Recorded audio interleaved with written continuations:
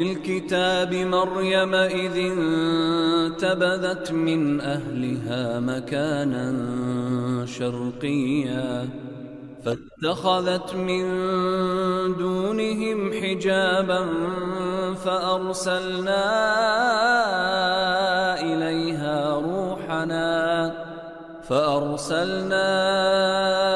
إليها روحنا فتمثل لها بشرا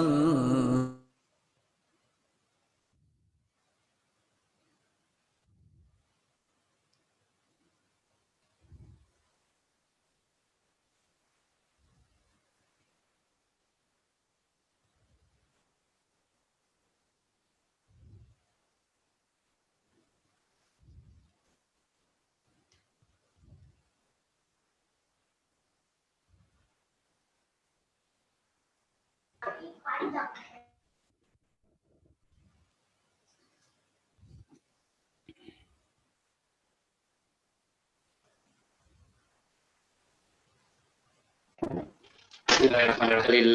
Nahmaduhu wa nasta'inuhu wa nastaghfiruh wa na'udzu billahi min syururi anfusina wa min sayyiati a'malina may yahdihillahu fala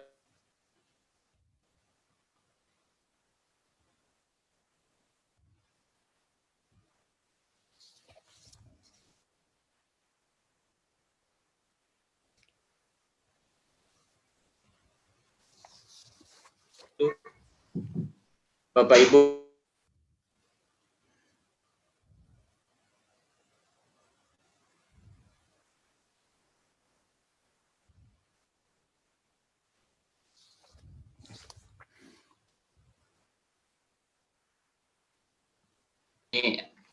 air dan najis, insya Allah pada malam hari ini akan dilanjutkan ke materi berikutnya mengenai najis yang diperselisihkan dan pembahasan yang lainnya ya, bersuci dari najis dan seterusnya.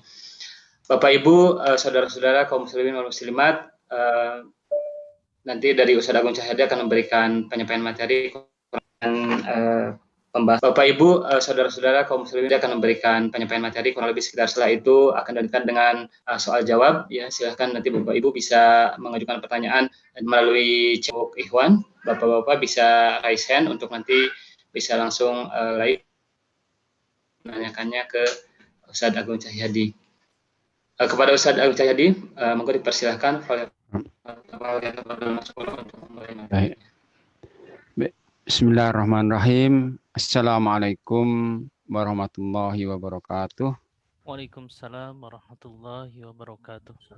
Innal hamdalillah nahmaduhu wa nasta'inuhu wa nastaghfiruh wa na'udzu billahi min syururi anfusina wa min sayyiati a'malina. Man yahdihillahu fala mudilla lahu wa man yudlil falan tajida lahu waliyyan mursyida. Asyhadu an la ilaha illallah wahdahu la syarikalah wa asyhadu anna Muhammadan abduhu wa rasuluh. Allahumma salli wa sallim ala nabiyyika Muhammad wa ala alihi wa sahbihi wa man da'a bi da'watihi wa sara ala nahjihi ila yaumiddin. Amma ba'du fa yaqulu subhanahu wa ta'ala fi muhkami tanzilih. Ya ayyuhalladzina amanu taqullaha wa qulu qawlan sadida yuslih lakum a'malakum wa yaghfir lakum dzunubakum wa may yuti'illah wa rasulahu faqad faza fawzan adzima. Baik Bapak-bapak, Ibu sekalian rahimakumullah, alhamdulillah kita bersyukur kepada Allah yang kembali berkenan untuk menyatukan kita lewat media Zoom di malam hari ini untuk kajian fikih Islam yang tentunya kita berharap mudah-mudahan Allah SWT berkenan untuk meridhoi dan berkenan untuk mencatat upaya kita ini sebagai bagian dari ibadah kita yang mudah-mudahan nantinya bisa menambah beratnya timbangan kebaikan kita insyaallah. Allahumma amin. Bapak sekalian, kita akan melanjutkan untuk membahas masih dalam tema Thaharah yang pada pertemuan yang lalu kita terakhir membahas tentang najis. Najis itu adalah kotoran yang terjangkau oleh indera kita yang harus kita pastikan sebelum sholat tidak mengenai badan kita, pakaian kita, dan tempat sholat kita. Nah, najis itu dibagi menjadi dua oleh para ulama kita. ada yang disepakati, nggak ada perbedaan sama sekali yang telah kita sebutkan di antara babi, darah haid, darah hewan yang harus makan dagingnya, bangkai, jalalah. Nah, kita akan melanjutkan yaitu membahas jenis najis yang masih diperselisihkan. Artinya sebagian ulama masih mengatakan dia najis, sebagian ulama mengatakan dia suci. Nah, ketika ada perbedaan ini tentunya antar ulama kita boleh memilih salah satu dengan tidak mengingkari yang lain. Cuman hati-hati lebih bagus. Apa saja itu yang diperlukan? Pertama, khamr, minuman memabukkan, alkohol yang memabukkan. Perbedaan ulama dalam kaitan najis dan tidaknya khamr atau alkohol yang memabukkan itu karena perbedaan mereka dalam memahami firman Allah surat yang kelima ayat yang 90. Mungkin bisa dibaca nih suratnya nih ya, bisa diterjemahkan ya. Kulla ajitu fi coba bukan ayat Al-Maidah ayat 90 ya. Ya ayyuhallazina amanu innamal khamru wal maisiru wal ansabu wal azlam rijsun ma'amal syaitan fastarnibuhu la'allakum tuflihun. Coba ada yang baca terjemahannya ini kata-kata rijis di ayat ini. Ada yang terima? Baik. Hai orang-orang yang beriman. Ya. Sesungguhnya meminum khamar, ya, berjudi, berkorban untuk berhala, mengundi nasib dengan panah adalah termasuk perbuatan syaitan. Maka jauhilah perbuatan-perbuatan itu agar kamu mendapat keberuntungan. Di ayat ini ada kata-kata khamr. Innamal khamru. Khamr artinya minuman yang memabukkan. Apa saja bentuknya, bisa alkohol, bisa arak, segala macam yang memabukkan. Itu disebutkan rijsun. Kata-kata rijsun ini diulang dalam beberapa ayat. Contohnya yang tertampilkan itu dalam surat Al-Maidah ayat yang 145 itu salah ini ayat 45 itu disebutkan bahwa babi itu juga rijis. Ini fa inna rijsun, babi itu rijis. Nah, namun dalam ayat yang 145 surat Al-Maidah itu Al-An'am itu surah Al-An'am itu Allah mengatakan rijsun, semua ulama sepakat. Rijsun itu najis dan haram sekaligus. Jadi babi itu rijsun, dia haram dan najis sekaligus. Cuman di ayat yang baru kita baca Al-Maidah 90 kata-kata rijis diulang lagi. Bahwa khamr itu rijis, tapi kata rijis di ayat ini ternyata para ulama mufassirin berbeda pendapat. Termasuk ulama madhab. Kenapa? Perbedaannya gimana? Perbedaannya begini, kalau sebagian besar ulama kita, madhab maksudnya, Imam Syafi'i, kemudian juga Imam Ahmad, rijis ini adalah najis nilai dan materi. Dalam arti khamr itu haram diminum dan juga bahannya najis. Karena najis maka nggak boleh untuk campuran parfum, untuk campuran kosmetik nggak boleh.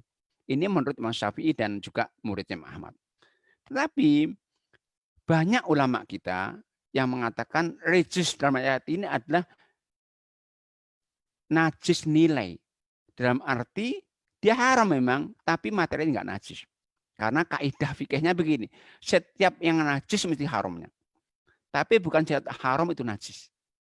Jadi sekali lagi setiap najis mesti haramnya. Tapi bukan setiap yang haram itu najis. Nah ayat ini kata-kata rijis. Sebagian ulama termasuk muridnya Imam Syafi'i sendiri, Imam Al-Muzani namanya. Termasuk Syekh Albani. Itu juga mengatakan rijis ini adalah najisnya nilai haram. Termasuk juga Al-Laithul Misri. Ini ulama besar yang hidup sama Syekh Imam Malik. Banyak lagi yang mengatakan rijis ini adalah hanya haram diminum, cuman mati nggak najis. Kenapa? Ada ayat lain di mana Allah mengatakan rijis, tapi sepakat maksudnya adalah haram untuk haram nilai, tapi materi nggak najis. Contohnya, mungkin bisa dibuka ya, surat yang kedua-dua ayat 30, Al-Had 30. Bisa baca di akhir ayat di situ. Coba ada yang baca. Di akhir ayat Allah katakan fajtani burrijsa minal autan. Kata-kata rijis lagi. Coba ada yang baca surat Al-Had surat 22 ayatnya 30. Posisinya kalau Qurannya pojok di kanan paling bawah. Coba ada. Saya baca. Di akhir ayat aja fajtani burrijsa minal autan. Kalau nggak ada yang baca, saya yang baca nggak apa-apa. Al-Hajj ayat Ayat 30. ayat Al-Hajj 30. 30. Di akhir ayat sekali. Ketika Allah berfirman, fajtanibur rejsa minal autan. Fajtanibur rijsa minal awsani Ya, wajtanibu qaula zur. coba terjemahnya apa itu? Demikianlah perintah Allah, dan barang siapa mengagungkan apa-apa yang terhormat di sisi Allah, maka itu adalah lebih baik baginya di sisi Tuhannya.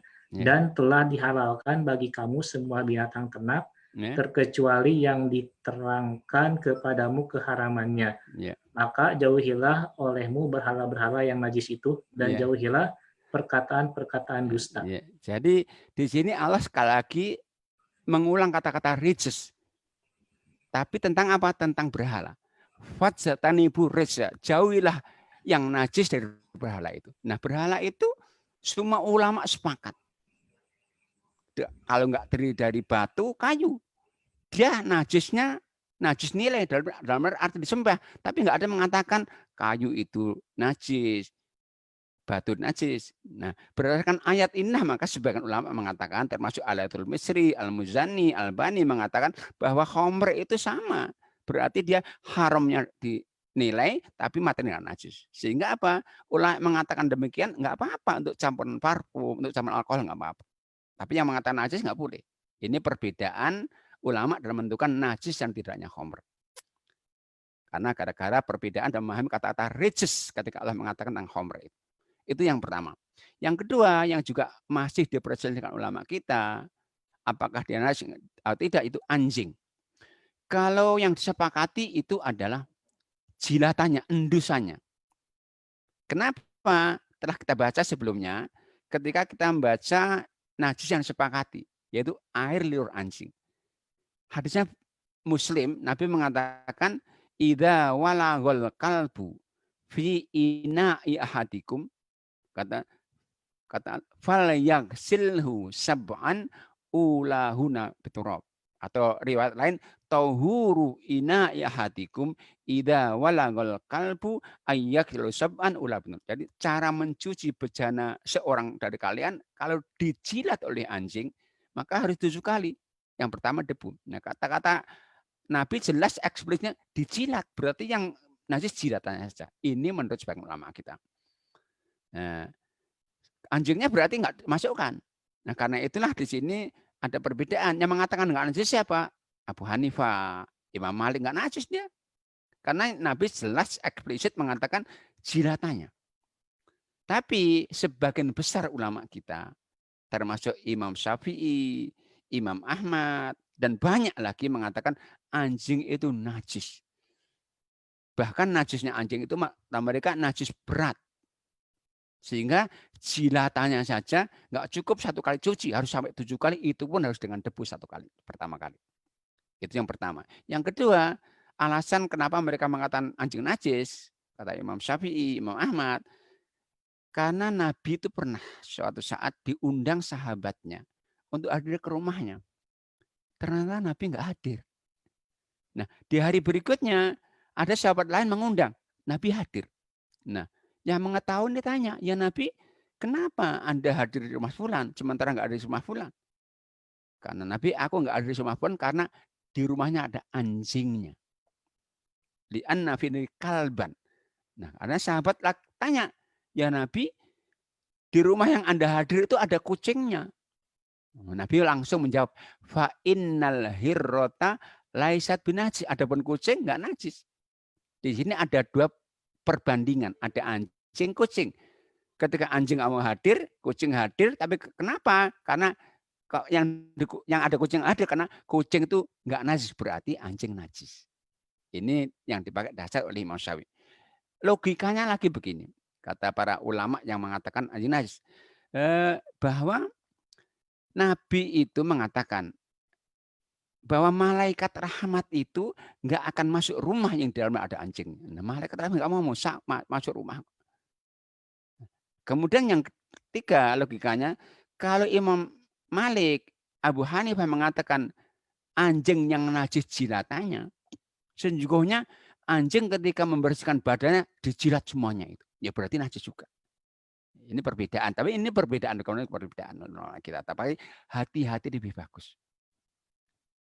Nah, anjing itu ke dalam Al-Quran disebut ya, kata mukallabin ya. Anjing itu bisa hewan yang cerdas sekali, bisa diajari. Zaman Nabi bisa dipakai berburu, tapi nggak boleh masuk rumah. Nah ini yang kedua, yang masih diperbedakan hukumnya ulama. Ketiga yaitu darah manusia dan darah hewan yang halal dimakan dagingnya. Apakah najis? Kalau Imam Syafi'i najis. Dasarnya yang kita baca tadi surat yang Al-An'am 145 sudah kita baca. Tapi yang mengatakan najis banyak dasarnya. Apa itu? Di antaranya ada hadis sahih, Umar bin Khattab itu biasa pernah kana yusalli wa jurhuhu yata'bu daman. Umar bin Khattab itu pernah sholat dalam kondisi lukanya mengalirkan darah. Nah, sahabat itu kalau perang biasa terluka dan mereka sholat juga. Kalau najis tentunya nggak boleh karena mengenai badan, itu yang pertama. Yang kedua, diriwayatkan dalam saya sebutkan di diktat itu, Ibnu Mas'ud itu pernah suatu saat setelah menyembelih ekor kambing nggak sempat pulang, langsung ke masjid sholat. Nah, ada kotoran dan darah kambing itu mengenai badannya, perutnya, dan beliau nggak mencuci, berarti suci. Nah ini ada perbedaan ulama kita tentang darah manusia dan darah hewan yang halal dimakan dagingnya. Tapi sekali lagi perbedaan ulama ini tidak membuat mereka saling menyalahkan. Buktinya apa? Buktinya begini. Jadi kalau Imam Madhab itu di antara yang menajiskan itu adalah Imam Syafi'i, Imam Ahmad. Orang terluka itu najis. Bahkan batal kata Imam Syafi'i, kata Imam Ahmad. Tapi Imam Malik mengatakan tidak. Suatu saat Imam Ahmad ditanya oleh muridnya, ya Imam Ahmad, apabila ada seorang imam setelah wudhu dia luka sehingga mengeluarkan darah, langsung jadi imam tanpa wudhu lagi, tanpa apakah Anda mau sholat di belakangnya? Padahal Imam Ahmad mengatakan itu batal. Imam mengatakan kaifala usalli khalfal imam Malik. Kenapa saya nggak mau sholat di belakang Imam Malik? Jadi perbedaan mereka itu tidak menyalahkan. Kalau menurut Anda benar, nggak apa-apa, saya ikut juga kok. Artinya begitu. Imam Malik najis, nggak najis, Imam batal, Imam Ahmad nggak batal, tapi Imam Ahmad mau bermakmum di belakang seorang yang setelah wudhu luka dan langsung jadi imam tanpa wudhu lagi. Ini sekali lagi perbedaan antar ulama itu ternyata tidak saling kemudian saling mengingkari antara mereka, karena ada sepakatan antara mereka tidak boleh saling mengingkari dalam hal perbedaan pendapat. Yang diingkari yang pasti mungkarnya saja. Itu yang ketiga. Yang keempat yang juga masih diperbolehkan ada bangkai binatang yang tidak mengalir darahnya, serangga kecil berarti. Ini perbedaan. Kalau Imam Syafi'i namanya bangkai najis. Yang dikecualikan karena sepakati kan hanya bangkainya ikan belalang. Nah ini berarti najis juga.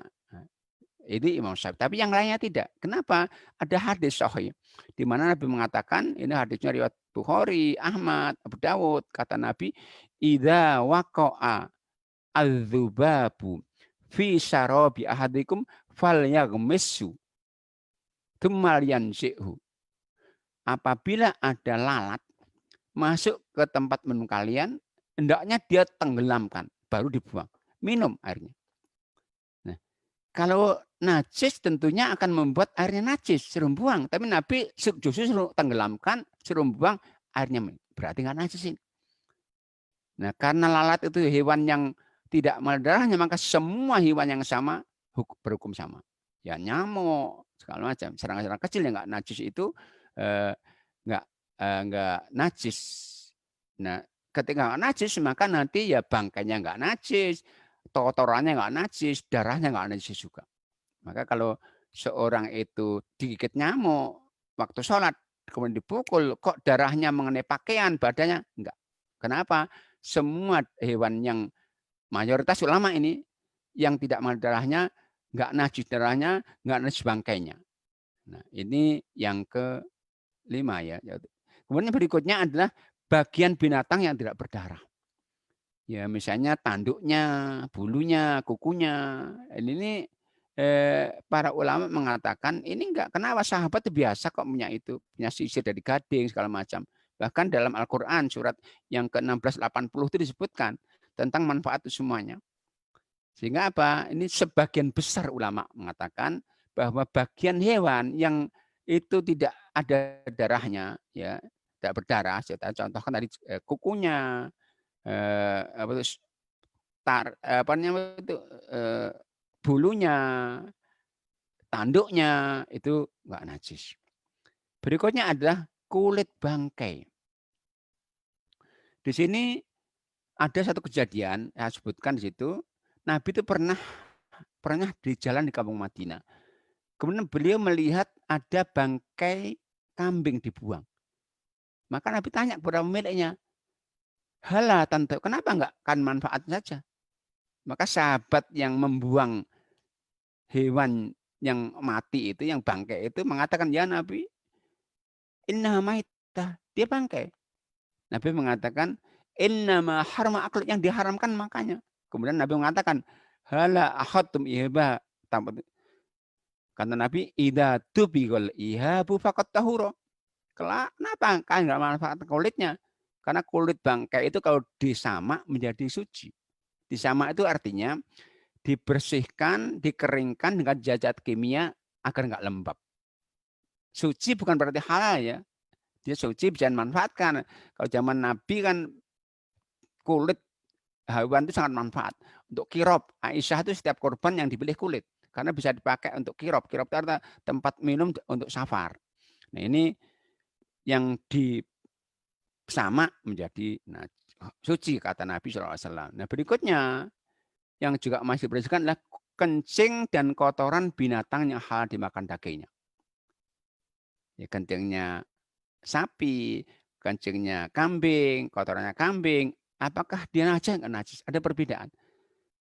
Perbedaan itu juga antar imam madhab yang 4 itu dua-dua itu.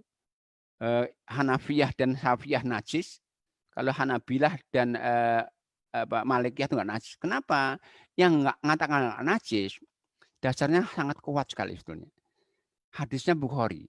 Mungkin pernah dengar ya. Jadi pada tahun 8 Hijrah kurang lebih, Nabi itu kan sudah enggak ada perang-perang lagi. Menang terus perang. Maka dikatakan tahun-tahun itu dikatakan amul wufud, tahun-tahun di mana Nabi banyak menerima tamu dari kabilah-kabilah. Nah, suatu saat ada satu kabilah bertamu ke Madinah. Namanya dari kabilah Urainah. Disebut Urainiyun. Datang ke Madinah bertamu. Nah, sebelum ketemu Nabi, sahabat menjelaskan, memberitahukan, "Ya Rasulullah, tamu Anda dari kabilah Urainah itu pada sakit semuanya." Maka dia mengatakan, beri mereka minuman kencingnya unta dan susunya unta. Hadisnya Bukhari. Nah, perintah Nabi untuk memberikan tamu yang sakit dengan kencingnya unta itu menunjukkan bahwa kencing unta enggak najis. Kenapa? Yang najis mesti haramnya kok. Sementara Nabi mengatakan, "Innallaha lam yaj'al syifa'ana fima harama alaina." Allah tuh enggak menjadikan terapi obat dari penyakit kita yang diharamkan, Bu. Enggak boleh berobat yang haram.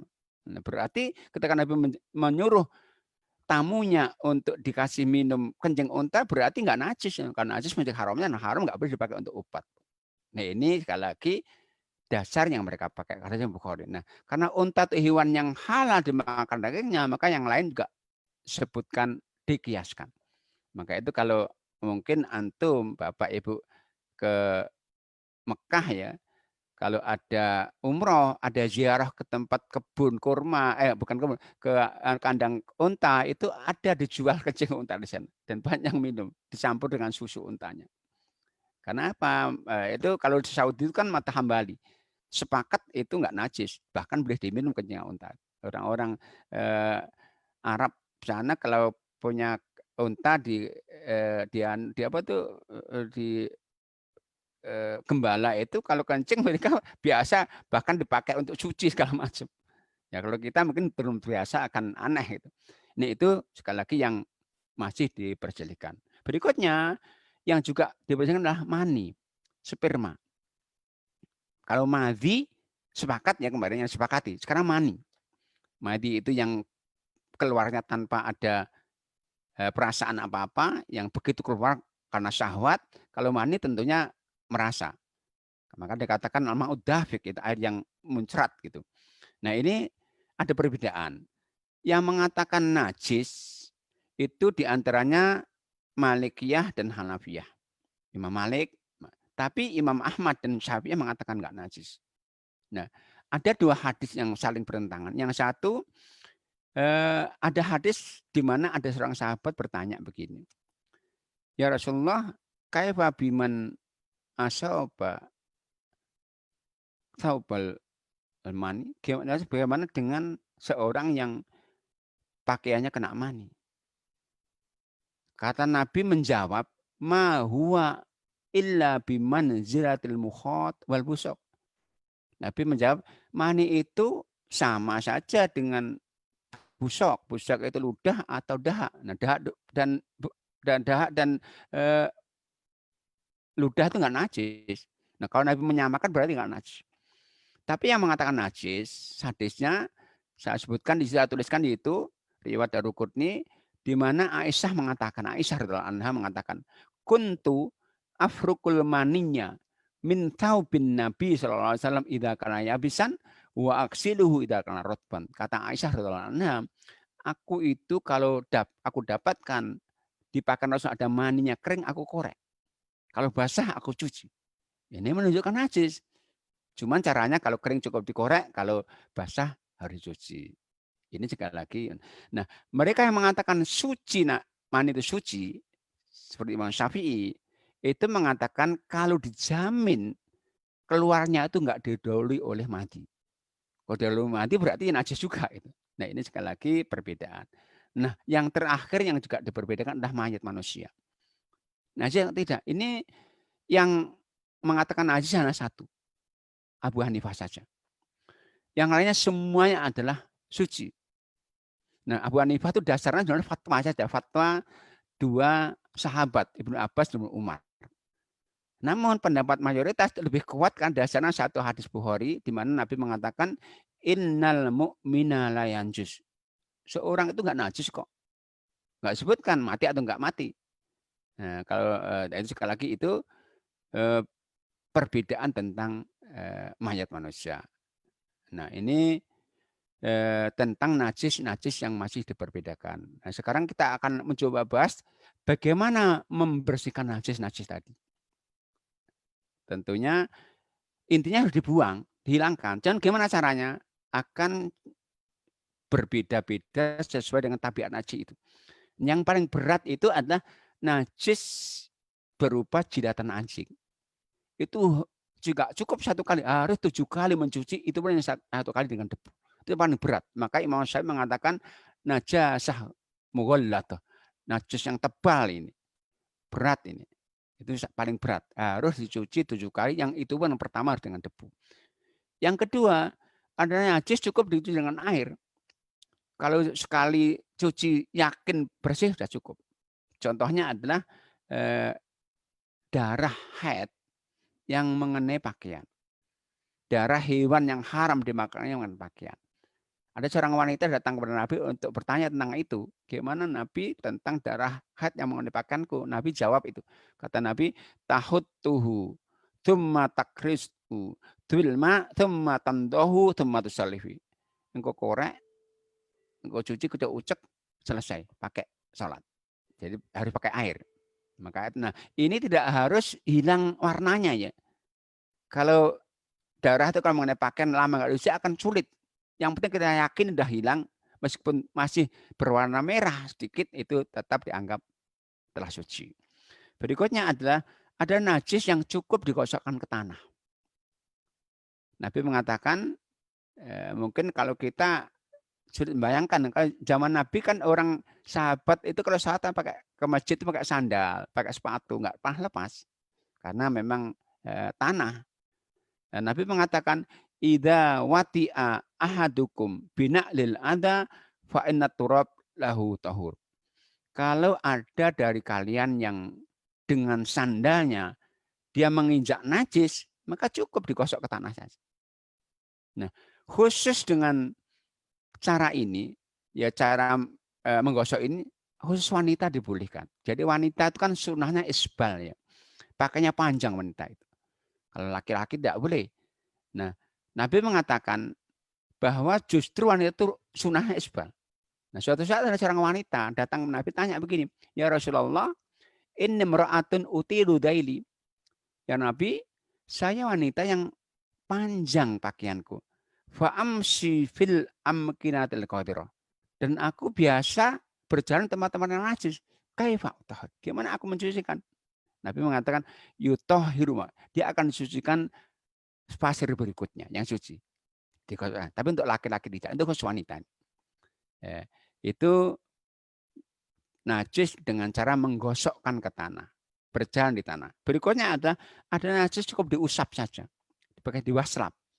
Nah ini najis cair, darah tadi contohnya yang mengenai ubin misalnya cukup diwaslap saya pakai tisu, pakai spel basah, sudah cukup. Nah, dia yakin udah hilang cukup. Tapi kalau di pakaian nggak mungkin karena merembes ke kainnya. Tapi kalau ke tempat-tempat yang seperti ubin itu bisa diusap saja. Kemudian ada najis yang harus disamak. Itu khusus di kulit bangkai. Disamak itu sekali dikeringkan dengan jati kimia. Kata Nabi, idza tubiqal ihabu faqat tahuro. Apabila kulit disamak maka dia menjadi suci karenanya. Kemudian berikutnya ada najis yang cara membersihkan harus dibuang najisnya dan sekitarnya. Najis buang di sekitarnya. Ya, itu najis apa? Yaitu najis yang mengenai makanan, yang makannya itu enggak cair tapi enggak padat juga, seperti mentega. Kalau zaman Nabi itu minyak samin itu seperti mentega. Suatu saat ada seorang bertanya kepada Nabi tentang fa'ar. Fa'roh itu artinya apa ya? Tikus yang mengenai minyak samin. Karena Nabi ulquha wa ma haulaha fatrahu wa kul samnakum. Buang saja bangkainya dan sekitarnya, selebihnya makan. Ini berikutnya ada najis yang harus cukup dengan menyiramkan air tanpa membuang najisnya. Yaitu najis yang mengenai tanah. Kasusnya kasus yang ini terkenal ya kisahnya. Suatu saat ada seorang badui, seorang pedalaman yang memang nggak tahu adab, orang pedalaman datang ke Madinah, kencing di pojok Masjid Nabi. Masjid Nabi itu terbuat dari tanah pasir. Nah, ketika badui ini kencing, sahabat tahu langsung menghardik. Nabi dilarang, jangan sampai selesai. Setelah selesai Nabi mengatakan apa? Da'u wa ariku alai baulihi sijilan minma. Biarkan saja dia. Kalau nggak dibiarkan justru akan kemana-mana nih. Nah, setelah selesai Nabi ariku, ambil ember, siram saja. Nggak dibuang najisnya, nggak dibuang tanahnya, disiram. Nah, bisa dipakai lagi untuk sholat. Yang terakhir, ada najis yang cara kan cukup dibersihkan air. Nggak perlu dicuci. Jadi percikannya kita basahi tangan kita persihkan. Ada dua itu. Pertama, madhi yang mengenai pakaian tapi. Jadi suatu saat ada seorang bertanya tentang madhi, Nabi mengatakan irsil madakirok yang mengenai kelamin atau badan cuci. Tapi yang mengenai pakaian cukup dibersihkan air. Itu persis juga najisnya kencing bayi laki-laki. Laki-laki tapi yang belum makan kecuali ASI. Kalau wanita sejak kecil sudah harus dicuci. Kalau bayi laki-laki itu kalau belum makan kecuali ASI, kalau kencing cukup dibersihkan air. Nabi itu pernah menggendong seorang bayi laki-laki kencing. Nabi cuma membasahi tangannya dibersihkan saja. Itu cara membersihkan dari najis. Nah, kita nambah lagi sedikit lagi sebelum nanti kita buat dialog, nanti tambah lagi, yaitu istinja dan istismar. Istinja itu membersihkan kotoran yang ada di sekitar kubur dan tubuh setelah buang air kecil atau besar. Baik dengan air atau dengan selain air. Kemudian kalau istijmar itu khusus dengan batu dan sejenisnya. Jamr itu ada batu. Jadi istijmar itu membersihkan kotoran setelah buang air kecil atau besar dengan air atau yang lainnya. Kalau istijmar itu khusus dengan batu. Artinya apa? Ketika kita buang air kecil atau besar, itu ada pilihan. Dengan air atau dengan batu dan sejenisnya. Meskipun ada air, kita boleh dengan batu. Cuman, kalau kita pilih dengan batu, syaratnya 3. Apa itu? Pertama, yaitu najisnya itu belum kering. Artinya langsung, nggak nunggu lama-lama. Kedua, najisnya belum pindah ke tempat yang lain. Nah, kalau kencing tangan nggak boleh lagi. Di sekitar dia keluar itu. Kelamin keluar itu. Yang ketiga, dengan 3 batu atau 3 sisinya. Minimal itu. 1 kali bersih nggak cukup. 2 kali bersih nggak cukup. Harus 3 kali minimal. Kalau 3 kali nggak cukup, tambah lagi. 5, 7. Jadi kalau kita mungkin berada di tempat-tempat yang mungkin nggak ada airnya, baik mungkin waktu outbound di gunung atau di hutan, atau mungkin di bandara atau di mal-mal yang mungkin nggak ada airnya, boleh pakai tisu. Tapi syaratnya tadi, jadi belum pindah ke tempat yang lain, belum kering, dan minimal 3 kali minimal. Kalau nggak cukup, tambah lagi, 5, 7. Nah, itu ya, mungkin ya tentang bersuci dari najis ya. Nah, berikutnya itu beradab mungkin nanti akan terlanjutkan.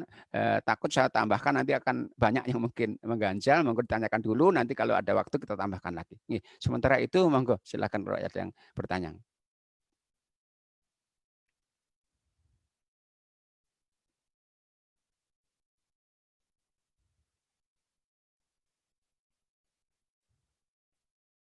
Ada yang tanya?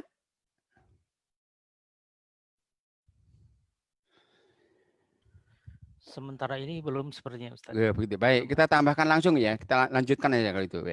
Baik, lanjutnya ada yaitu masih berkaitan dengan bersuci, itu kaitan dengan adab. Itu adab atau etika ya. Ketika kita buang air, qadaul hajah itu buang air, kecil atau besar. Ada beberapa etika yang tentunya ini etika itu sunnah, perintah, yaitu ajaran Nabi. Yang dulu pernah sampaikan, ajaran Nabi itu ada yang wajib dan sunnah, dan sunnah itu juga perintah juga. Maka seyoganya kita tidak meninggalkannya. Karena apa? Kalau sunnah ditinggalkan, banyak kebaikan yang akan terlewatkan, nggak bisa terdapatkan. Apa itu adab-adab itu? Pertama, memperhatikan adab-adab dalam istinja. Kita istinja itu adabnya apa? Pertama, tidak istinja dengan tangan kanan. Etika. Yang kedua, tidak menyentuh kelamin dengan tangan kanan. Ketiga, membersihkan tangan kanan, tangan yang telah pakai istinja, yang kiri dengan sabun atau dengan kalau Nabi dengan tanah. Jadi setelah pakai tanah. Kan sabun bisa diwakili. Berikutnya, memercikan air ke kelamin dan celana setelah buang air kecil. Jadi Nabi itu salah satu etikanya setelah buang air kecil dibersihkan itu dari istinja, Nabi mengambil air tangannya basah dibersihkan. Nah, para ulama mengatakan hikmahnya apa? Hikmahnya diantaranya untuk menghilangkan was-was. Kadang-kadang orang itu kayaknya keluar lagi ya. Nah itu dipastikan itu air percikan saja. Itu salah satu etika ya yang Nabi ajarkan ketika kita istinja. Nah berikutnya tidak membawa sesuatu yang ada asma Allah ke kamar kecil. Jadi ketika ke kamar kecil ya, itu tidaknya tidak membawa sesuatu yang tersebut asma Allah.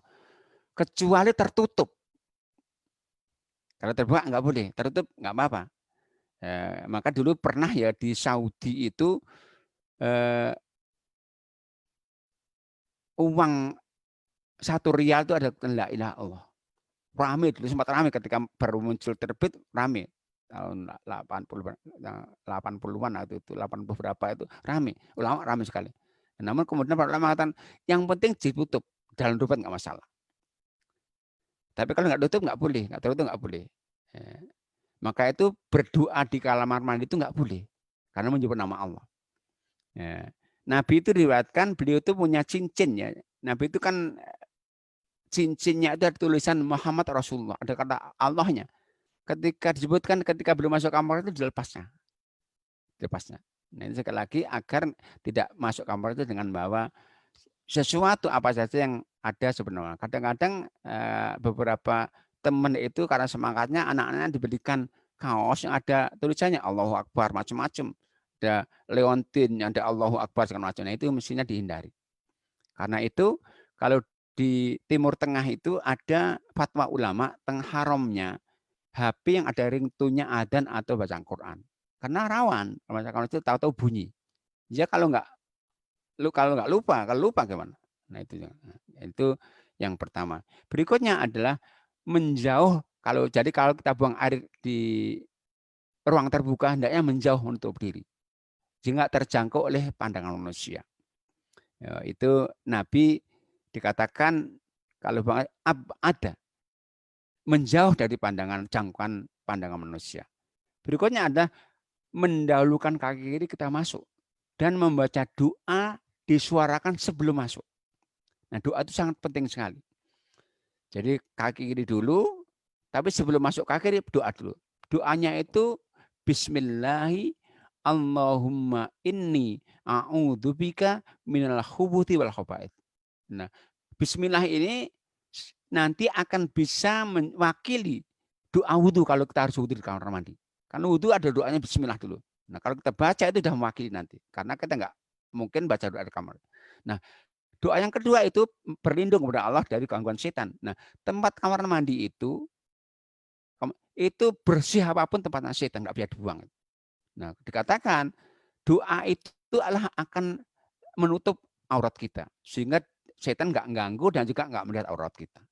Jadi, as-satru bainan nawabin. Jadi, pembatas antara kita dan setan itu adalah doa itu. Kata kamar kecil. Itu salah satu etika. Adab yang lain yaitu tidak berbicara di kamar mandi. Nah, ini dikatakan Nabi ini Allah marah. Kenapa? Yamkutu dzalik. Kenapa? Karena orang berbahasa kamar itu sama dengan buka auratnya sendiri. Kecuali terpaksa tentunya kan. Nah, kalau enggak boleh berbicara kamar kecil. Bahkan kalau beberapa kebiasaan yang buruk tentunya, ada orang karena kamarnya bersih sekali justru suka bersenandung di kamar kecil itu bicara. Nah, itu nggak boleh. Berlama-lama itu nggak terpaksa jangan, karena ini tempat setan ini. Bersih pun ada setan di situ. Nah, berikutnya adalah tidak menghadap kiblat. Nah, ini ada perbedaan memang tapi etika ya. Jadi begini, Nabi pernah melarang, hadis Muslim begini. La tastakbirul kiblata wala tastadbiruha bibaulin walau ghaidin. Ini hadisnya Muslim. Kalian jangan menghadap kiblat atau membalangi kiblat ketika buang air kecil atau besar. Cuman ada hadis lain riwayat yang sama dari Abdullah bin Umar itu baru mengatakan begini. Raqaitu ala baiti Hafsah. Suatu hari aku pernah memanjat rumahnya Hafsah. Kakak beliau ini istri Nabi. Fara'aitu Rasulullah fi hajati. Dari atas rumah itu aku melihat Rasulullah sedang buang air kecil. Posisinya apa? Menghadap ke Sam, kiblat. Nah, seakan bertangan ini. Dengan bertangan. Maka ada ulama-ulama yang mengambil jalan tengah, Syafi'i, Ahmad, yang boleh itu ketika ada tertutup. Tapi kalau dibuka nggak boleh sama sekali. Nah, Ibnu Umar menjelaskan, menerangkan, aku melihat Rasulullah buang air karena belum melihat dari atas. Nggak ada tutup atas, tapi sampingnya ada tutupnya. Tapi bagaimana juga etikanya, kalau kita mendesainnya sendiri, hendaknya jangan kita desain dengan posisi yang apabila kita duduk dengan menghadap kedua mereka. Itu lebih baik, karena etika. Berikutnya adalah tidak buang air kecil di lubang. Ini sekali lagi, ini ketika di ruang terbuka ya. Jadi Abu Hurairah tanya, kenapa sih Nabi melarang kita untuk buang air kecil di lubang? Kata Nabi, inna masaikul jin. Tempat-tempat jin ini, kita nggak boleh nganggu jin juga. Beda dengan kloset yang disiapkan di kamar kecil ya. Tapi kalau di ruang terbuka, itu justru kita nggak boleh. Kenapa? Nabi bilang, itu tempat-tempat jin yang kita nggak boleh mengganggu mereka. Mereka bisa marah karenanya. Berikutnya adalah tidak buang air di air kecil atau besar di tempat yang biasa orang berteduh. Nah, ini kata Nabi istilahnya tempat yang bisa melaknat. Ittaqulla inaini. Takutlah kalian untuk buang air tempat yang bisa melaknat. Kenapa? Hanya orang-orang biasa itu akan menyumpahi kita, akan marah-marah dengan kita. Nah, berikutnya yaitu tidak buang air kecil di air ya sambil berdiri ya. Nah, ini etika juga ya. Aisyah istri Nabi mengatakan begini. Idza haddatsakum ahadun anna Rasulullah sallallahu alaihi wasallam bala qa'iman fala tusaddiqu. Kalau ada seorang yang memberikan informasi kepada Anda bahwa Nabi itu pernah kencing berdiri, jangan kau percaya, kata Aisyah. Tapi apakah Aisyah senantiasa ikut kencingan Nabi? Tidak tentunya. Nah, ternyata ada sahabat lain pernah melihat Rasulullah di dekat kendaraannya kencing berdiri. Nah, sekali lagi ini etika ya, tapi yang duduk lebih bagus. Etika, tidak berubah. Berikutnya, tidak buang air kecil di tempat mandi di air tergenang, bahan air yang mengalir sekaligus. Kenapa? Paling tidak ini menghindari was-wasnya. Meskipun di air yang mengalir deras. Nah, contoh di kampung-kampung itu sungai itu biasanya jernih sekali dari sumbernya. Nah, kalau ada orang di atas itu buang air kecil, yang di bawah tentunya akan wudhu pun akan ragu-ragu, buat orang was-was. Maka tidak boleh untuk buang air di tempat air yang tergenang, apalagi tergenang, mengalir pun nggak boleh. Itu etika. Berikutnya ada mendahulukan kaki kanan kita keluar dan berdoa setelah keluar.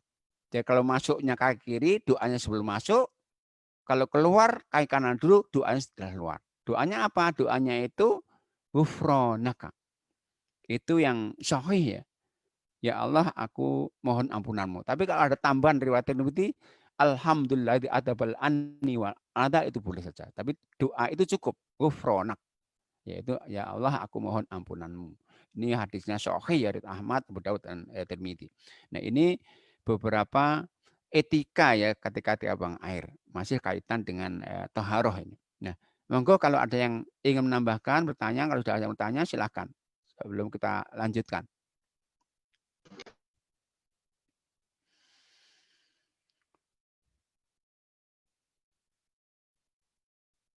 Jadi di sini masih tinggal satu tema kaitan dengan bersuci dari najis ya.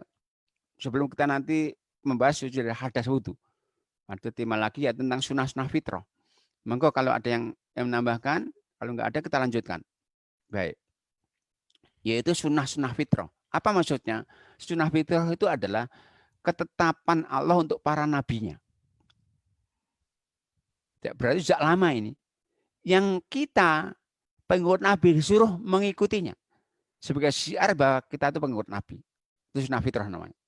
Jadi sunnah fitrah itu ketentuan Allah untuk para nabinya. Sejak lama sekali.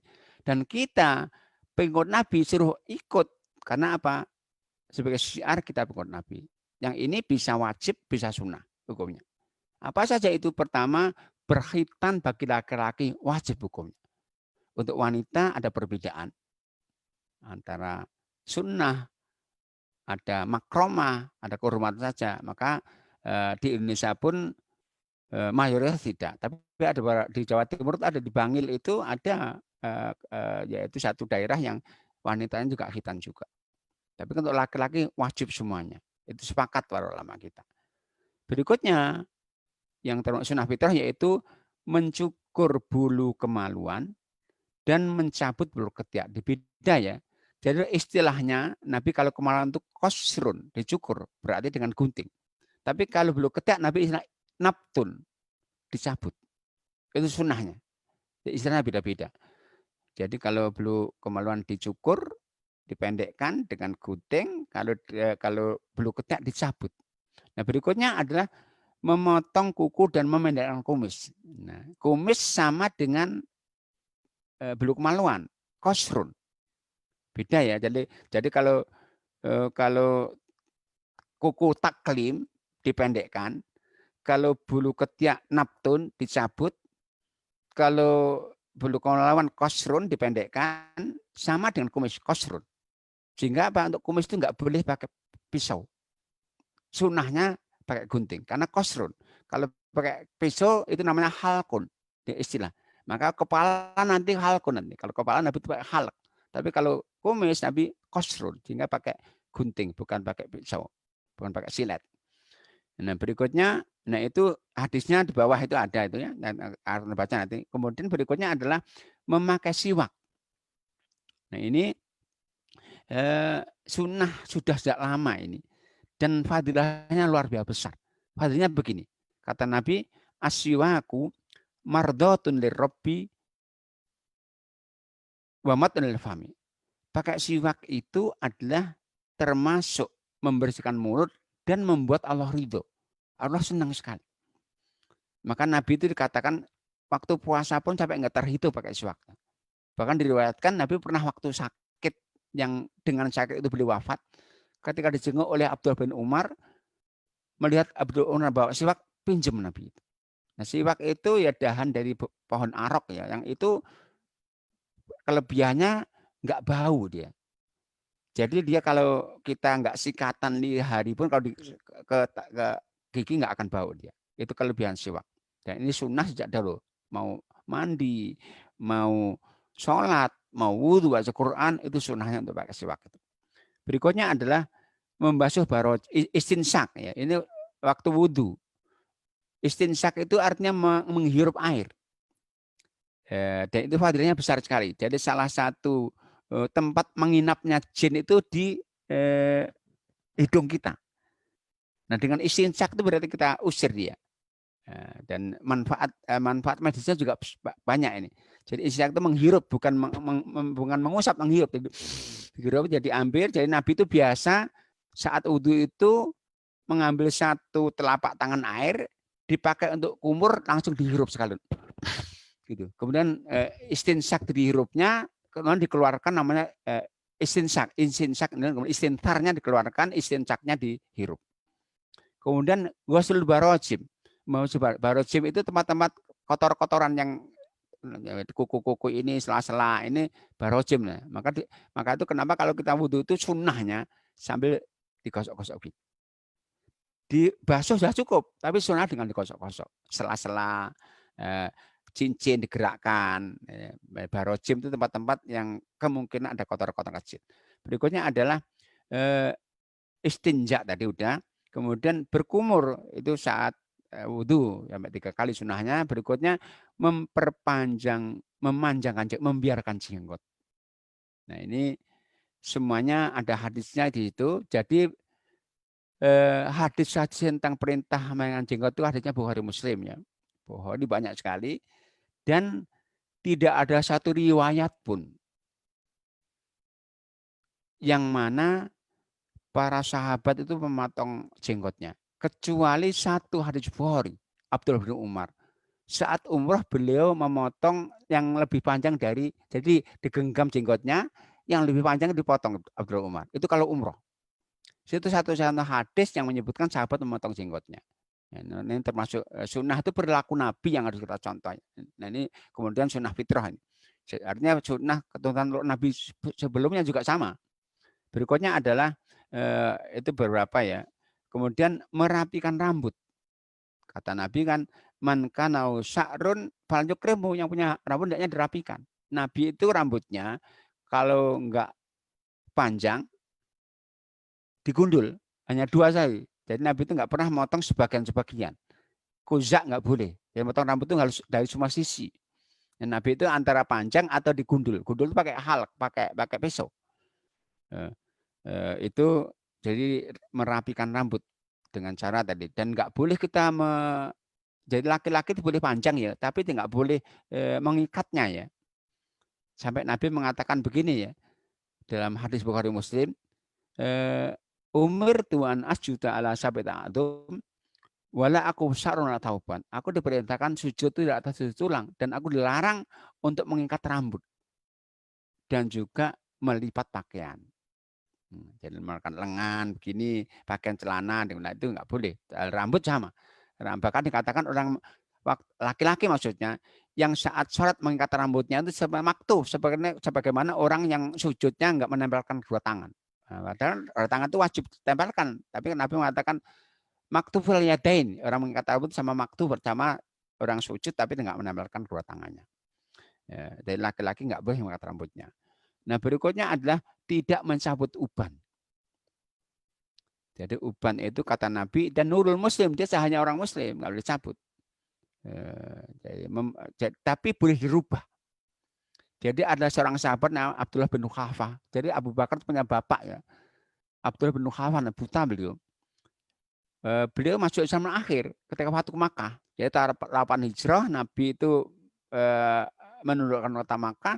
Saat itu Abdullah masuk Islam bin Khafah, bapaknya Abu Bakar. Dalam kondisi sudah putih rambutnya. Nabi mengatakan ghayyiruha wajhani musawat. Rubah saja warnanya itu tapi hindari yang warna hitam. Jadi menyemir rambut itu boleh, tapi nggak boleh yang dengan warna hitam. Kalau sahabat tuh sering yang sekemerah-merahan seperti pirang gitu. Tapi kalau hitam Nabi larang itu. Banyak hadisnya yang menjelaskan itu. Itu berikutnya adalah untuk laki-laki sunahnya pakai minyak wangi. Untuk perempuan bolehnya di rumah saja. Kemudian itu ya wangi itu, dan Nabi mengatakan hubbiba ilayya minad dunya anisa watib, di antara kesenangan duniaku itu istri dan pakai minyak wangi.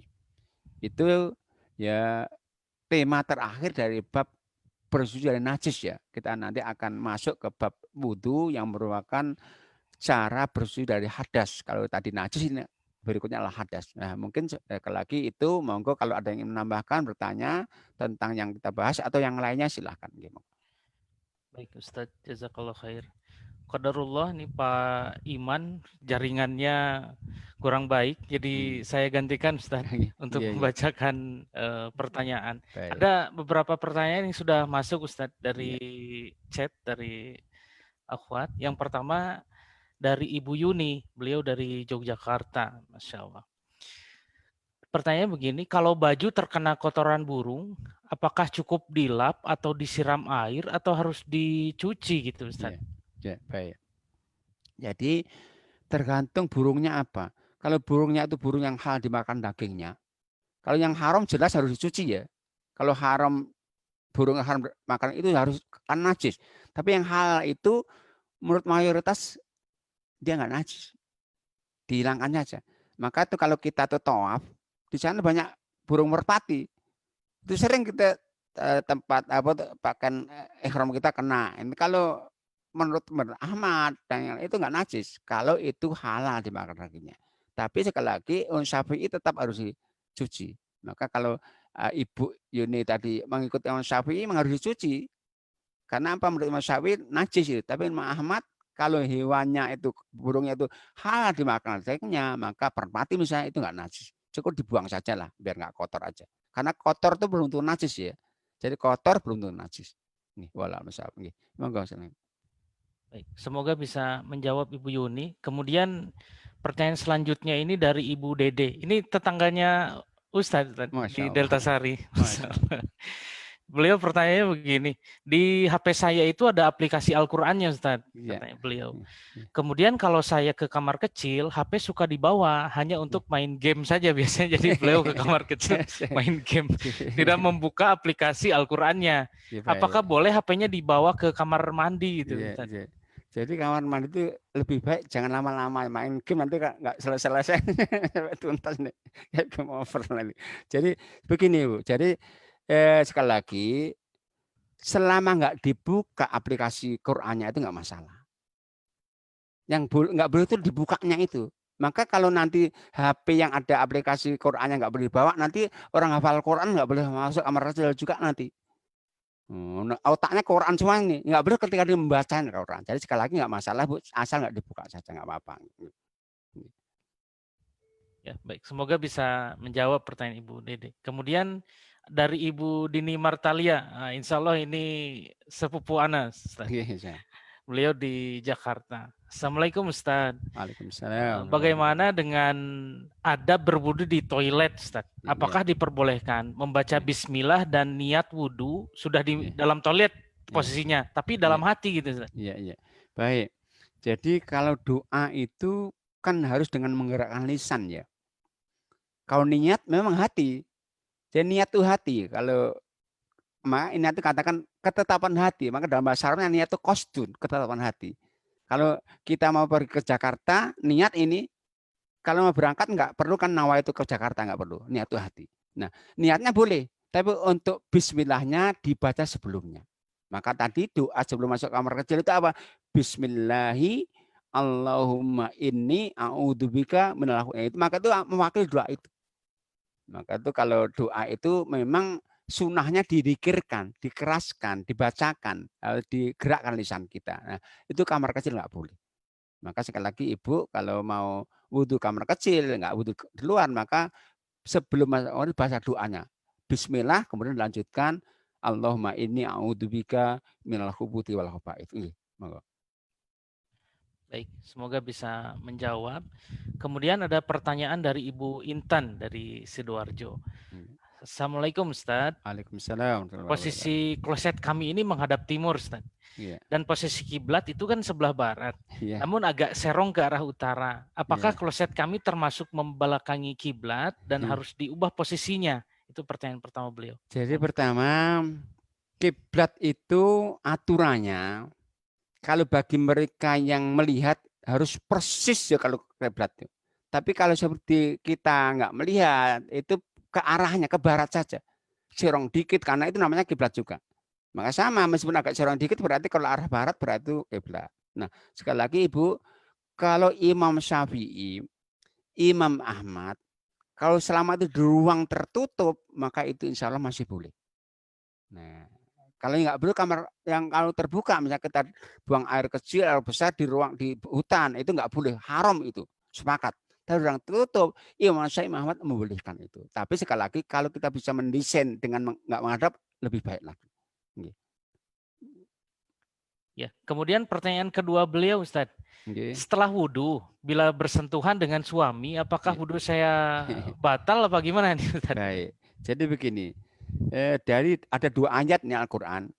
Pertama An-Nisa 43, yang kedua 5 ayat 6. An-Nisa 43 dan Al-Maidah 6. Tentang yang melakukan wudhu, Allah katakan begini. Aula mastumun nisa. Jadi surat 4, 43 dan 5 ayat 6. Lamastumun nisa itu, lamastum itu dalam Quran kita tertulis panjang. Lamastum, pakai matobi kalau terjatuhnya. Nah, lamastum itu dalam bahasa Arab yang panjang itu biasa dipakai oleh orang Arab untuk ungkapan hubungan suami istri. Sehingga apa? Kalau orang Arab itu mengatakan berhubungan dengan istrinya, masa nisa, berhubungan. Nah, karena itu mayoritas ulama mengatakan karena Allah menyebut dengan kata panjang, lamastum berarti yang batalan itu ketika ada berhubungan suami istri, kalau menyentuh nggak batal. Buktinya apa? Buktinya Aisyah bercerita begini. Jadi beliau pada saat beliau haid, saat beliau bangun malam, nggak melihat Rasulullah di sampingnya. Dicarilah, ternyata Rasulullah sedang sholat malam dalam kegelapan. Maka Aisyah pun kemudian duduk di samping Nabi, menunggu Nabi salat. Nah, kata Aisyah, ketika Nabi itu turun untuk sujud, kakiku itu aku selontor karena mengganggu, digeserlah Nabi. Kakinya digeser begitu. Nah, menyentuh nggak batal. Nah, inilah dekat dasar oleh mereka yang mengatakan nggak batal. Tetapi sekali lagi Ibu, kalau kita di Indonesia kan mazhab Syafi'i. Syafi'i itu mengatakan menyentuh sudah cukup batal. Kenapa kok batal? Ayatnya tadi lamastum. Nah, Syafi'i mengatakan begini. Jadi dalam ayat lamastum itu kita boleh membaca dengan pendek. Boleh lamastum, boleh lamastum. Seperti Malik Yaumiddin boleh Malik Yaumiddin. Nah, kalau berarti pendek, lamastum enggak ada arti kecuali menyentuh. Sehingga Imam Syafi'i itu menyentuh saya sudah batal wudu. Nah, gimana sikap kita bagaimana? Jadi begini, Bu. Kalau boleh ya, ini pendapat saya ya. Menurut saya yang lebih kuat yang enggak batal. Kenapa? Ada hadis yang mendukung itu. Hadisnya Bukhari. Begini hadisnya. Idza ataita majja'aka fatawadza wudu'aka shalah. Kata Imam Syafi'i, kalau Anda mau tidur, maka wudulah Anda sebagaimana Anda wudu ketika mau sholat. Jadi seorang muslimah itu kalau mau tidur sunnah wudhu. Nah kalau bersentuhan dengan suami batal, kira-kira semalam harus wudhu berapa kali kira-kira? Bolak-balik wudhu saja. Nah, dalam hal ini ada pendapat yang menurut saya tengah-tengah. Imam Malik. Malik mengatakan yang batal itu ketika bersentuhannya dibarengi dengan syahwat. Itu Imam Malik. Maka sekali lagi, kalau nggak syahwat nggak batal. Nah, kalau ibu juga batal, nanti kalau ibu tawaf, kira-kira nggak bersentuhan suami nanti bisa hilang nanti. Jadi kalau tawaf itu kalau kita nggak bersentuhan sama istri, kalau nggak bersentuhan bisa hilang tuh. Nah, sementara Imam Syafi'i mengatakan, nah kalau bersentuhan batal berarti nggak boleh gandengan dong kalau tawaf. Sekali lagi ada perbedaan ibu, sekali lagi kalau saya mengikuti pendapat mayoritas nggak batal kecuali tadi ada syahwat tadi. Wallahu a'lam. Ya baik. Selanjutnya ada pertanyaan dari Ikhwan supaya lebih interaktif, mungkin bisa di unmute dari Pak Gatot. Jadi saya cari dulu sekalian berkenalan juga dengan kawan-kawan di Ashabul Hijrah. Silakan Pak Gatot ya. Monggo Pak Gatot. Langsung disampaikan. Pak Gatot bisa unmute, silakan. Assalamualaikum warahmatullahi wabarakatuh. Waalaikumsalam warahmatullahi wabarakatuh. Iya, monggo Pak Gatot. Iya. Apa kabar Ustaz? Sehat? Alhamdulillah Pak Gatot. Iya, monggo silakan. Jadi Ustaz mau bertanya ini untuk jumlah air yang digunakan untuk wudhu itu sebenarnya ada ketentuan minimumnya atau tidak ya Ustaz? Iya, baik. Karena kami pernah melihat petunjuk wudhu dengan menggunakan segelas air dan apakah itu bisa menjamin keabsahan dari wudhu tersebut? Baik. Jadi tidak ada satupun hadis yang membatasi batas minimal air untuk wudhu atau maksimal.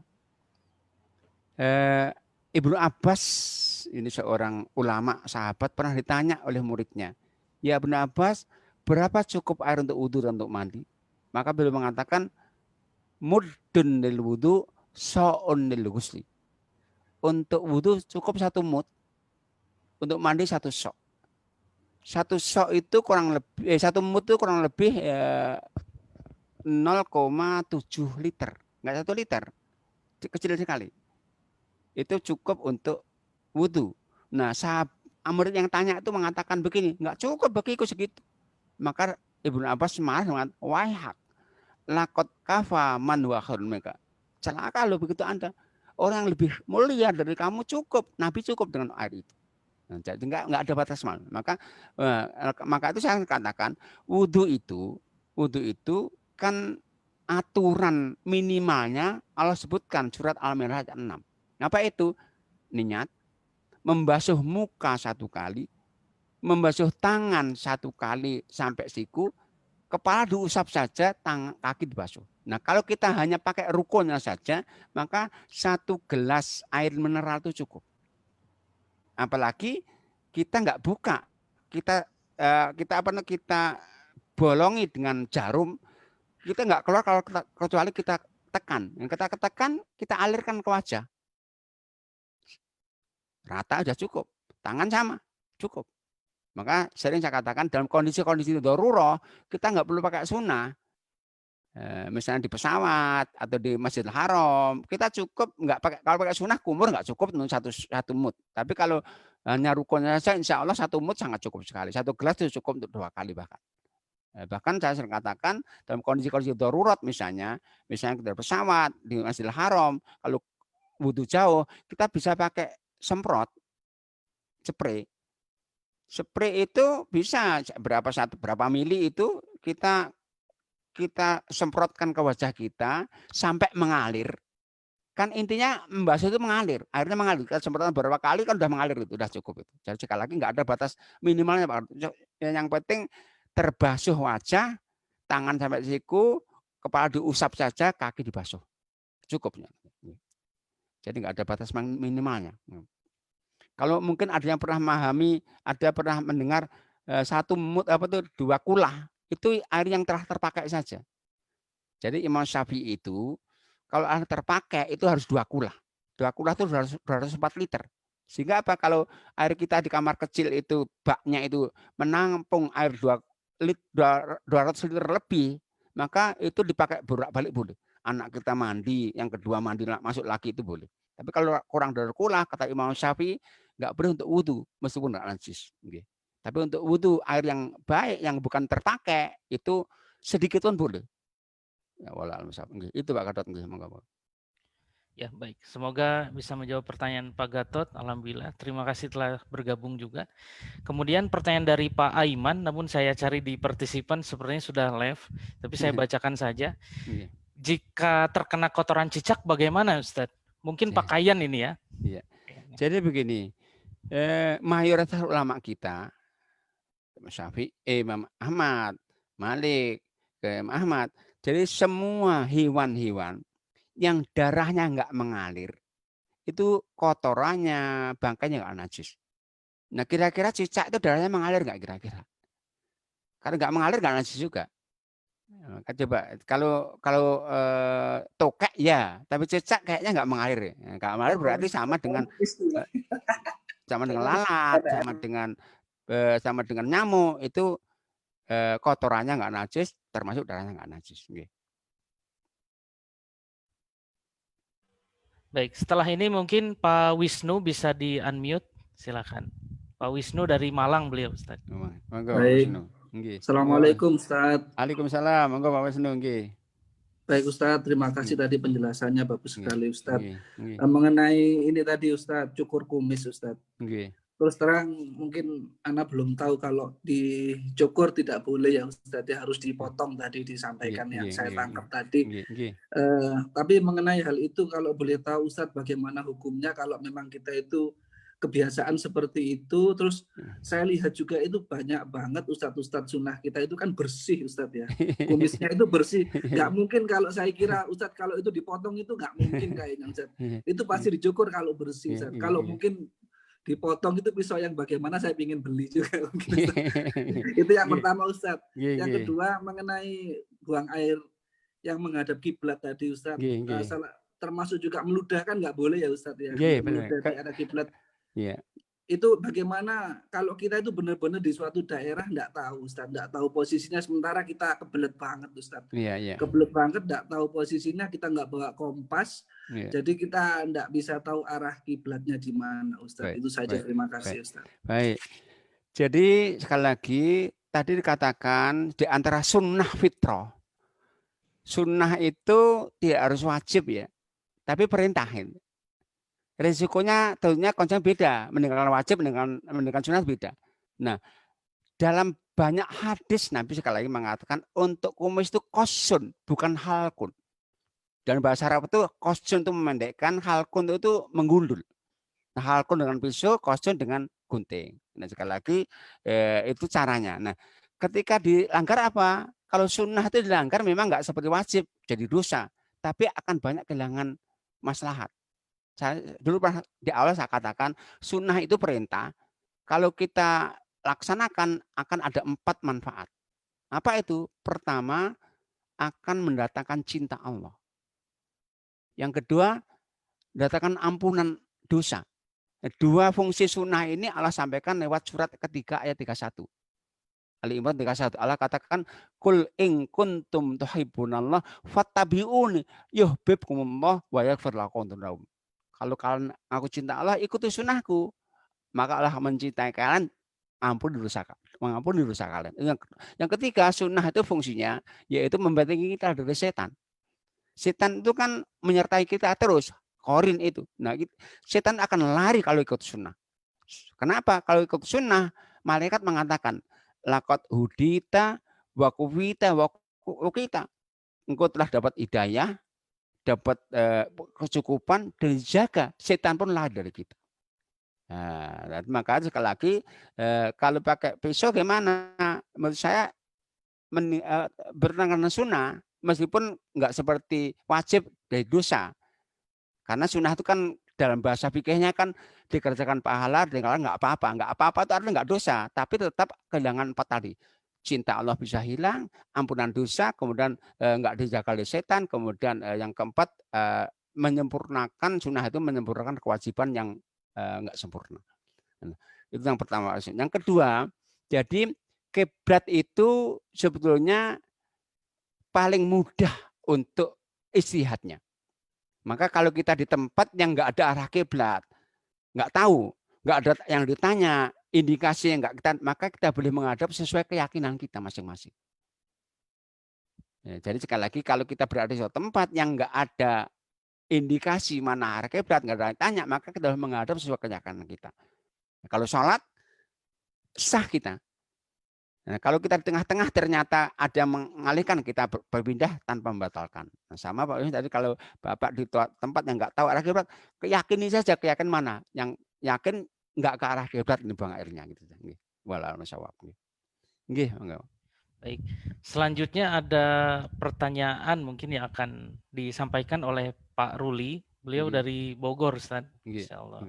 Silakan di unmute Pak Ruli. Assalamualaikum Ustaz. Waalaikumsalam. Monggo Pak Ruli. Nggih. Silakan.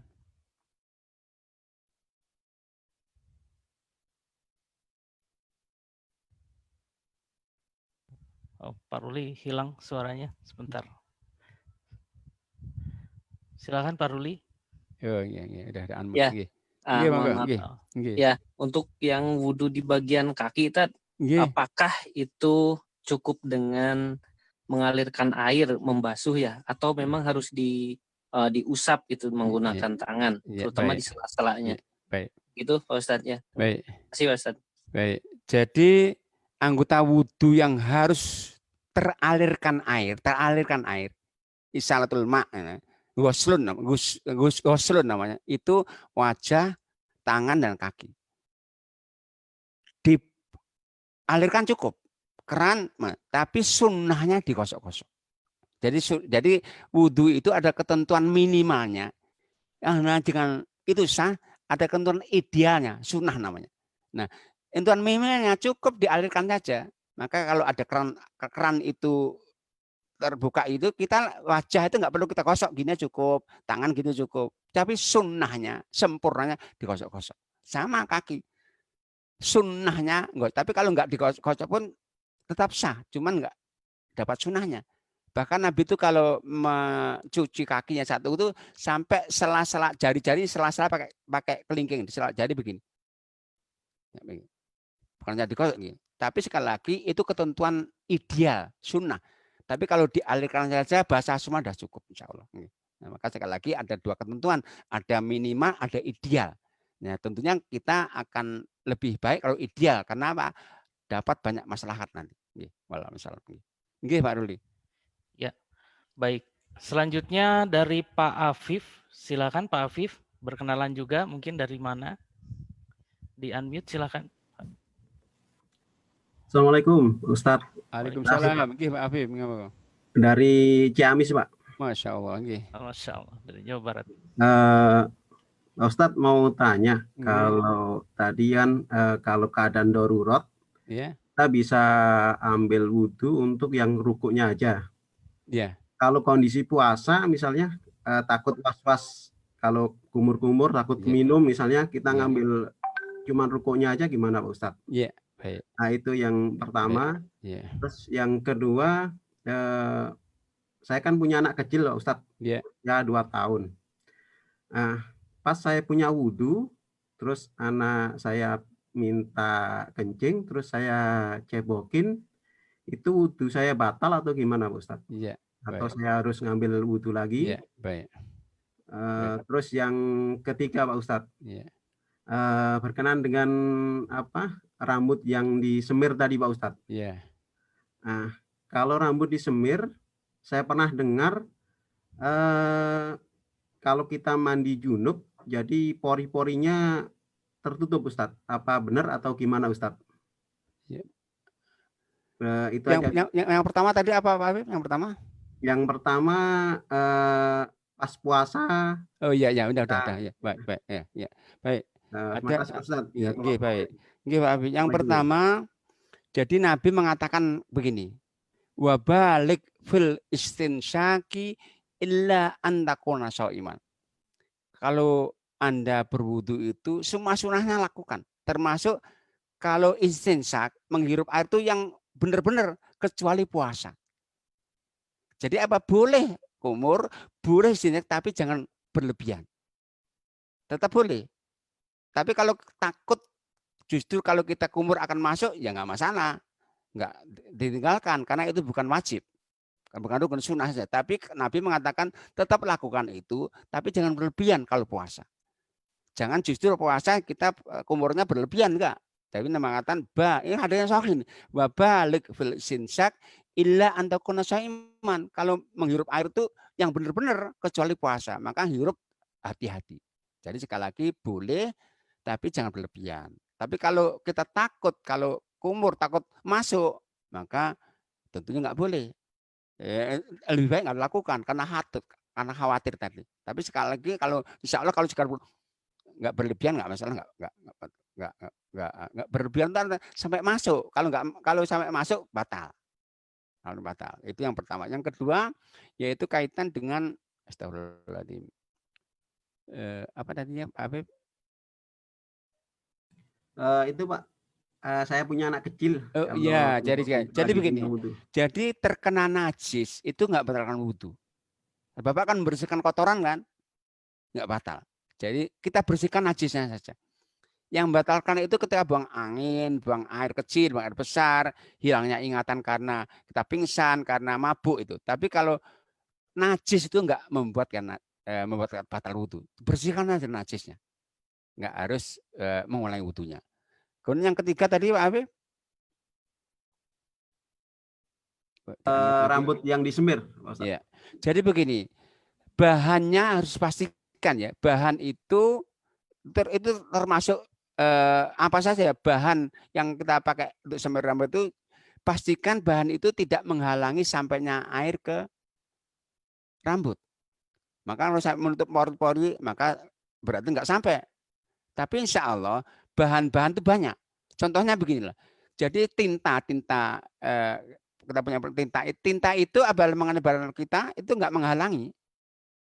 Beda dengan cat, beda dengan lem tip X, beda dengan lem G itu menghalangi. Tapi kalau tinta itu banyak pun nggak menghalangi, tetap sampai itu. Nah, sama bahan-bahan yang kita pakai untuk semir rambut itu pastikan bahan itu nggak menghalangi sampainya air ke rambut. Kalau menghalangi nanti berarti kalau mandi junub kita terhalangi nggak sah nanti. Jadi pastikan bahannya. Bukan bahan najis dan bukan bahan yang bisa menghalangi sampainya air ke rambut. Wallahu a'lam. Baik. Selanjutnya ada pertanyaan dari Pak Tony akan disampaikan. Silakan Pak Tony. Assalamualaikum Ustadz. Waalaikumsalam warahmatullahi wabarakatuh. Nggih, monggo Pak Tony. Mau nanya terkait tadi kan buang air besar dan air kecil itu tidak boleh menghadap kiblat ya. Iya. Nah, saya juga pernah dengar kalau buang ludah, maaf, nggak boleh juga menghadap kiblat. Itu sahih atau gimana itu, Ustaz? Jadi enggak, ya. Baik. Jadi kalau buang ludah itu hadisnya jangan ke depan, jangan ke kanan. Jadi ada seorang sahabat Utsman namanya. Beliau itu pernah suatu saat datang ke Nabi untuk mengadu. Adunya apa? Beliau itu sahabat yang sering diganggu sholatnya, gak konsentrasi, langsung rusak ingatnya. Nabi mengatakan kalau datang kepada Anda saat sholat gangguan itu hijab namanya. Hijab itu setan namanya hijab, mengganggu orang sholat. Maka kata beliau, ta'awudlah, meludahlah ke kiri. Dan perintah jangan ke depan, jangan ke kanan. Jadi jangan ke depan, ke kanan. Jadi bukan ke baratnya, bukan ke kiblat, tapi jangan ke depan, ke kanan. Jadi ke kiri bolehnya. Ya, jadi kalau meludah sekali lagi yang nggak boleh itu ke depan kita dan ke kanan. Ke kiri boleh. Gitu. Baik. Ustadz ada pertanyaan tambahan dari Pak Ruli tadi yang belum tersampaikan. Mungkin silakan Pak Ruli. Ya, Afwan Ustadz nyambung yang tadi Ustadz yang anak kecil itu Ustadz. Kita kan menceboki anak ya, misalkan tangan kita menyentuh kemaluannya misalkan. Nggak batal, nggak batal insya Allah. Bukan kemaluan sendiri, nggak masalah. Kalau kemaluan sendiri gimana Tan? Kemaluan sendiri ada perbedaan. Jadi perbedaan. Jadi hadisnya begini. Kalau kemarin sendiri itu hadisnya begini. Man massa dzakarahu falyatawaddo. Orang menyentuh kelaminnya tanpa membatas wudu. Ada pendapat begini. Nah hadis nih. Ya Rasulullah kaifa biman sadaqaru. Ya Nabi gimana dengan orang menyentuh kelaminnya? Nabi mengatakan ma huwa illa bid'atun. Kelamin itu anggota tubuhmu saja, enggak apa-apa. Hadisnya itu sama-sama riwayatnya, sama-sama derajatnya. Yang satu najis, yang satu batal enggak batal. Nah, Imam Malik mengatakan yang batal itu yang ada syahwatnya. Nah, anak kecil itu enggak bersyahwat, anak sendiri itu kan. Insya Allah enggak batal, insya Allah. Baik, alhamdulillah. Sepertinya sudah cukup, Ustadz, karena kita sudah sekitar 1,5 jam, Ustadz, bersama Ustadz malam ini, Masya Allah. Jazakallah khair. Baik. Selanjutnya mungkin untuk di kajian berikutnya kita masuk ke subab yang bersuci dari hadas itu ya Ustaz ya. Berwudu. Mungkin kalau dipraktekkan lebih baik Ustaz ya, cuma harus cari caranya bagaimana ya. Atau saya nanti ke tempat Ustaz saya shoot gitu, langsung praktek atau bagaimana? Nggak masalah. Ya. Jadi supaya bisa dilihat oleh teman-teman seperti yang dulu pernah di perumahan kami di sini dicontohkan, ternyata ada juga banyak cara berwudu kita yang harus diperbaiki. Insya Allah. Baik, karena sudah cukup larut juga kawan-kawan sekalian, sahabat-sahabat Ashabul Hijrah. Jadi insya Allah kita akan bertemu kembali dengan Ustadz Agung Cahyadi LC-MA Hafidhahullahu Ta'ala di bulan depan insya Allah. Semoga Allah mudahkan, semoga amin. Sampaikan juga usia kita untuk sampai di kajian berikutnya. Baik, kita langsung tutup saja dengan doa akhir majelis bersama-sama. Subhanakallahumma hamdik asyhadu an la ilaha illa anta astaghfiruka wa atubu ilaik. Assalamualaikum warahmatullahi wabarakatuh. Waalaikumsalam warahmatullahi wabarakatuh. Saya mohon maaf. Izin. Jazakallah khair Ustaz atas bimbingannya. Jazakumullah khair teman-teman semua. Semuanya. Waalaikumsalam. Jazakumullah khairan. Baik, ana pamit. Assalamualaikum. Waalaikumsalam. Waalaikumsalam warahmatullahi wabarakatuh. Terima kasih banyak. Mohon izin untuk menutup forum ini ya. Saya end meeting. Tafadhol Ustaz.